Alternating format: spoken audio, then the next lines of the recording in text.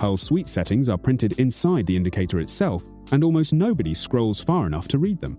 That is not a figure of speech. Open the settings, look at the third row down, and the label on the length box tells you which number to use for which job.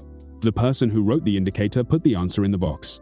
Most people change the number without ever reading the words next to it. You have probably had this exact experience.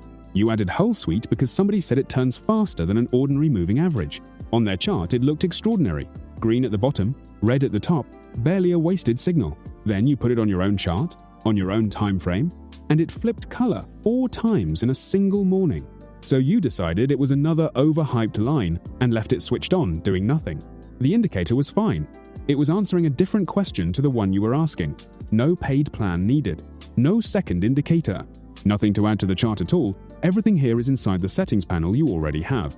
4 settings. The first 2 decide how early it turns. The third decides whether you can read it at a glance. And the fourth is the one that quietly breaks the other 3. So do not tune out once the numbers are done. Most people have it configured in a way that does nothing whatsoever, and they have no idea. Start where the panel starts. Something worth doing right now. There is a free trading guide sitting in the description. Take 30 seconds and grab it, because you will not come back for it later. The very first row is source. It is set to close, and you should leave it there. Source decides which price the average is built from. Close means every calculation uses the closing price of each candle, the price the market agreed on when that bar finished. The alternatives use the high, the low, or various blends of the 4. And those alternatives are not wrong. They are just answering a different question. A blended source smooths the input before the indicator has done any smoothing of its own, which means you are averaging an average. The line gets calmer, and it also gets vaguer. Close is the honest input. Leave it alone, and spend your attention on the row underneath, because that is where the real decision is. One thing worth knowing before the numbers, because it explains why this indicator behaves the way it does at all. An ordinary moving average treats every candle in its lookback with the same weight, or close to it, which is why it always turns after the move it is describing. A Hull average is built specifically to cancel that lag out. It takes a fast average, subtracts the drag of a slower one, and then smooths the result. The whole design exists to make the line arrive early. That is why it feels so good on a trending chart and so unreliable on a flat one. You did not pick a badly built tool. You picked an intentionally aggressive one, and every setting from here is about deciding how much of that aggression you actually want. Setting 1. Length. Default is 55. And here is the part I promised. The label on that box does not just say length. It says, in the author's own words, 180 to 200 for floating support and resistance, 55 for swing entry. Stop and appreciate how unusual that is. Almost no indicator on the platform tells you what its own settings are for. This one does, and it names 2 completely different jobs. So which job do you want? At 55, Hull suite is a signal line. It sits close to price, it turns within a few candles of a real change in direction, and its color flip is meant to be an event you act on. That is what swing entry means in that label. You are using the flip as the trigger. At 180 to 200, it stops being a signal at all. It becomes a floor and a ceiling. Price rides above it in an uptrend and rejects off it on pullbacks, and the color barely changes for weeks at a time. That is what floating support and resistance means. You are not waiting for it to flip, you are watching what price does when it touches. Those are not 2 settings of the same tool. They are 2 different tools that happen to share a settings panel. And this is exactly why it flipped 4 times on your chart and looked flawless on somebody else's. If you run 55 and treat the flips as a trend filter, you will get flipped constantly, because a signal line is supposed to be sensitive. If you run 200 and sit waiting for a flip to enter, you will wait a very long time and arrive very late. Pick the job first, then pick the number. Everyone does it the other way round, which is why the number never seems to work. For most people watching this, 55 is the right starting point, because most people are trying to time an entry rather than draw a long-term level. But run both. Put Hull suite on the chart twice, one at 55, one at 200, and you have a fast line for timing and a slow line for context from one indicator with nothing else added. Add the second copy from the indicator menu exactly as you added the first. Then open its settings and change the one number. That is the entire setup. And when you have both on screen, a rule falls out of it that you do not have to be told. Take the fast flips that agree with the slow line. Ignore the ones that fight it. You have just built a trend filter out of a single indicator loaded twice, which is the sort of thing people normally buy a package to get. There is a second number sitting right underneath, and it is the one people misread. Length multiplier, default 1. That does not multiply your length. It exists to let you view a higher time frame as a straight band on your current chart. It stretches how the calculation is projected, not how many candles it looks back. Leave it at 1 unless you have a specific reason, because changing it while you are still learning what the length does will make the line move for reasons you cannot account for. The rule underneath all of this is simple. A moving average does not have a correct setting. It has a correct job. Every argument you have ever read about the best length was two people describing different jobs and assuming they disagreed. But the length only controls how far back it looks. It says nothing about how the average is calculated in the first place. And there is a drop-down 1 row above the length that changes exactly that, in a way that will surprise you. Setting 2. Hull variation. This is a drop-down, and there are exactly 3 options in it. Not 4, not a hidden list, 3. They are called HMA, THMA, and EHMA. Almost nobody touches this box, and it is the single biggest lever in the whole panel. The length changes how far back the indicator looks. This changes the mathematics it uses to look, which means 2 versions with the identical length can flip on different candles. The default is HMA, the standard Hull calculation. It is aggressive by design. The whole point of a Hull average is to strip out the lag that makes ordinary moving averages turn late, and it does that by weighting recent candles far more heavily and then smoothing the result. That is why it turns so fast. It is also why it changes its mind so readily in a sideways market. EHMA is the smoothed version. Same idea, but built on exponentially weighted pieces, which produces a noticeably calmer line, fewer flips, fewer false turns in chop, and the cost, which is real, and you should hear it clearly, is that the calm line turns later. You are trading earliness for reliability, and there is no setting anywhere that gives you both. THMA goes the other way. It is the most reactive of the 3, and it will turn before the other 2 do. On a strong, clean trend, that is a genuine edge. In a range, it will punish you, because it responds to noise exactly as enthusiastically as it responds to a real move. So the shape of the decision is this: choppy market, or a time frame below 15 minutes, or you find yourself getting stopped out repeatedly on flips that immediately reverse. Try EHMA. Clean trending market, higher time frame, and you are arriving late to moves you had already spotted. Try THMA. If neither describes you, the default is genuinely fine. There is a sensible way to test that rather than guessing, and it takes about 2 minutes. Load the indicator twice on the same chart. Set 1 to EHMA and 1 to THMA. Leave the length identical on both and scroll back through a month of your own market. You are not looking for which one caught more moves. You are looking for how many times the fast one flipped and flipped straight back while the slow one sat still. Count those. That number is the cost of earliness on your chart in your market, and it is different for everybody, which is exactly why nobody can hand you the right answer from the outside. 2 more things about this dropdown that save confusion later. It does not change the length, so switching variation does not require you to retune the number underneath. And the 3 options are the complete list. If you find a guide describing a 4th, it is describing a different indicator that happens to share the name. Picture this before I tell you. 2 charts, same market, same session, both running Hull Suite at 55. On the first, the line flipped 9 times between the open and lunch. On the second, it flipped once and held all day. Which one has the better setting? The slower one, and it is not close. But not because slower is better.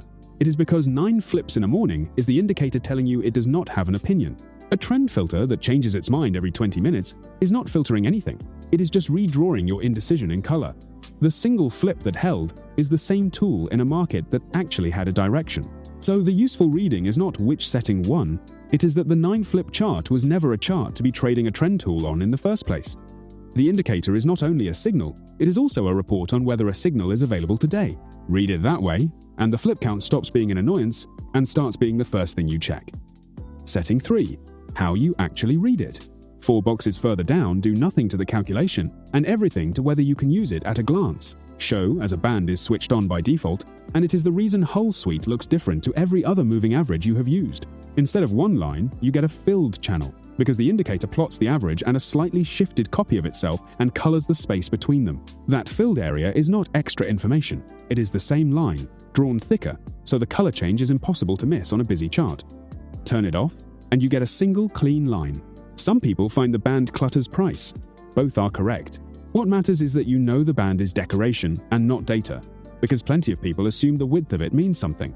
It does not. Underneath sit line thickness, default 1, and band transparency, default 40. Thickness is self-explanatory. Transparency runs from solid to invisible, and 40 is a middle setting that lets candles show through the fill. If you trade off a laptop screen or you keep several indicators loaded, dropping the transparency lower and the thickness up by 1 is the difference between glancing at your chart and squinting at it. Then there is color hull, according to trend, which is on by default and should stay on. That is what makes the line green/red rather than a single flat color. And directly beneath it, switched off, is the one worth turning on. Color candles based on hull's trend. Tick that, and your actual price candles take their color from the indicator instead of from whether they closed up or down. The effect is immediate. Your chart stops showing you the noise of individual green and red bars and starts showing you long, unbroken stretches of one color, broken by a switch. You are no longer reading candles and then reading the indicator and then reconciling the two. There is one signal on the screen. That single tick box does more for your ability to hold a trend than any number in this panel. Most people lose trends not because they read the signal wrong, but because a run of red candles inside a green trend rattles them out. Color the candles by trend, and those red bars simply stop existing on your screen. The trend ends when the color changes, and not before, and you can see that from across the room. It is worth being clear about what that does, and does not do though. It changes nothing about the market, and nothing about the calculation. It changes what you notice, and for most traders the gap between a good decision and a bad one is exactly that. So the calculation is right, the time frame job is chosen, and the chart is readable at a glance. Which brings us to the last setting, and to the mistake almost everybody watching this is currently making without knowing it. Setting 4, the higher time frame, and the pair of boxes that has to be understood together. There are 2 of them, and they sit next to each other. The first is a tick box that says show hull moving average from another time frame. The second is a drop-down that sets which time frame that is, and it arrives set to 4 hours. Here is the trap. The drop-down is already showing 4 hours. It looks configured. It looks like the indicator is already reading a higher time frame for you and has been the whole time. It is not. The tick box above it is switched off by default, and while it is off, that drop-down does absolutely nothing. You can set it to daily, to weekly, to anything at all, and your chart will not change by a single pixel because the feature it configures has not been switched on. That is the mistake. People find that drop-down, feel clever, set it to a higher time frame, and then trade for months believing they have a higher time frame filter running. They have a setting selected for a feature that is turned off. Tick the box, and the behavior changes completely. Now the line drawn on your 5-minute chart is calculated from 4-hour data. It stops reacting to 5-minute noise entirely and only turns when the 4-hour turns. That is a genuine higher time frame filter, and it is free. And it is inside an indicator you already have. The author's own note beside it says this is good for scalping, and the logic holds. If you are trading on a fast chart, the thing most likely to hurt you is taking a perfectly valid fast signal against a slow trend. Pulling the calculation up a time frame removes that entire category of loss. There is a trade-off, and you should know it before you switch it on. A line calculated from 4-hour data updates on 4-hour logic, it will not turn just because your 5-minute chart did something dramatic, which is the entire point, and also the thing that will frustrate you the first time you watch a fast move happen while the line sits still. You have deliberately made the indicator deaf to your own time frame. If that feels wrong, you wanted a signal line rather than a filter, and the answer is to leave the box unticked and run the second copy at a longer length instead. Either route gets you higher time frame context. One does it by changing the data, the other by changing the lookback. Pick one. Running both at once just gives you 2 slow lines disagreeing with each other. So how do you actually trade the thing? Run it at 55 with the candles colored. Wait for the color to change. That is your alert, not your entry. Then take the confirmation, because the flip alone is what got you chopped up before. Wait for one candle to close fully on the new side of the band. A wick through it does not count. Plenty of candles poke through and close back. You want a body. On a 5-minute chart, that costs you 5 minutes. On a 1-hour chart, it costs you an hour. And it is still worth it, because the flips that fail tend to fail inside that first candle.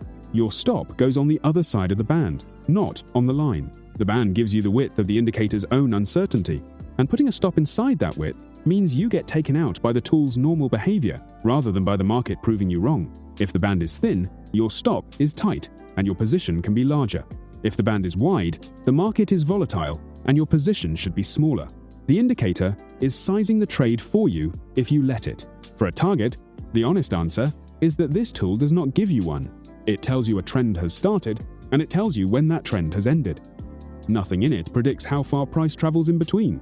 So either you exit on the opposite flip and accept giving back the last portion of the move, or you take your target from something else entirely, a previous swing high, a level, a fixed reward to risk you have decided in advance. What you should not do is invent a target and pretend the indicator suggested it. Invalidation is just as mechanical. If the color flips back before your trade has moved a meaningful distance, you were early and the market was ranging. Take the small loss. That is not a failure of the setup. A trend tool in a range produces exactly this every single time, and the traders who survive are the ones who accept the small loss rather than widening the stop. And here is the honest part. In a sideways market, this indicator will lose you money, repeatedly, no matter which of the three variations you pick or how carefully you set the length. There is no configuration that makes a trend tool work in the absence of a trend. What the flips are telling you in that situation is, not today. That is worth sitting with, because it is the opposite of how these tools are usually sold. Nobody markets an indicator by explaining the conditions in which it fails. But every trend tool ever built has the same weakness, and the people who do well with them are not the ones who found a magic setting. They are the ones who learn to recognize the days to leave it alone. The setting that saves you the most money over a year is the decision not to trade. You will know the difference within about 10 candles. A trend flip holds and extends. A range flip comes straight back. Watch 2 or 3 of them go wrong without taking the trade, and you will start seeing it before the second candle closes. 4 settings. Then, source stays on close. Length picks the job, 55 to time an entry, 180 to 200 to draw a level, and there is nothing stopping you running both. Variation picks the personality, HMA as standard, EHMA when you are getting chopped, THMA when you are arriving late. And the higher time frame pair only works when the tick box above the dropdown is actually ticked. Go and open the settings tonight and read the label on the length box. That is the whole first step, and it takes about 10 seconds. The person who built the tool already told you what it is for, and reading one line of text will tell you more than another hour of watching videos about it. Which leaves one obvious question. Everything here compares this indicator against itself. Faster variation, slower variation, longer length, shorter length. It says nothing about how it stacks up against the moving average you were already using, on the same chart, over the same period, with the same lookback. That comparison is the next video, and the result is more lopsided than most people expect.